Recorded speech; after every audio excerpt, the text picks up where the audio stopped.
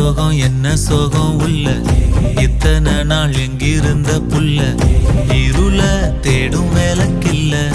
ஒளியா வந்த எனக்குள்ள